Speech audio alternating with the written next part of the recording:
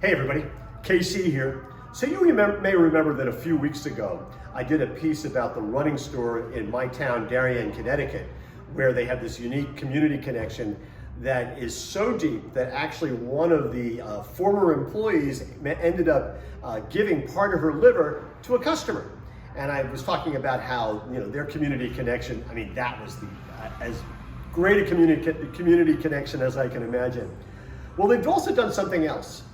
It's interesting. So around the corner from where I am right now, they have their regular running store. But they've now opened on Main Street a pop-up. And basically what this is called Spikes, SPX. And the idea is that this store is targeted towards young people, mostly local high schoolers who are on the track team. So the merchandise you see is going to be specifically designed for them.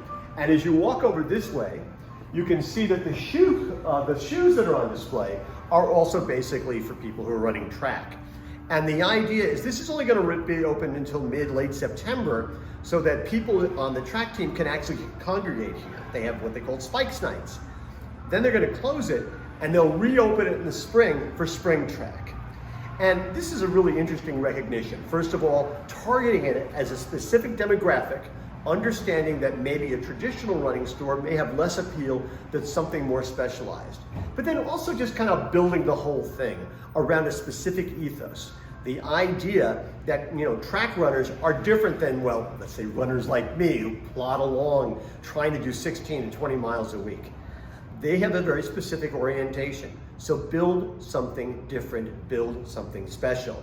This applies in the running shoe business, the running clothes business, but listen, it also applies to things like food. People with different demographics have different interests, different needs. And it's really important to find the opportunities. And sometimes they're going to be long-standing opportunities, and sometimes they're just going to be pop-ups where you can appeal very specifically with something that's going to be relevant to them and it's going to resonate to their hearts. This is a great example of that.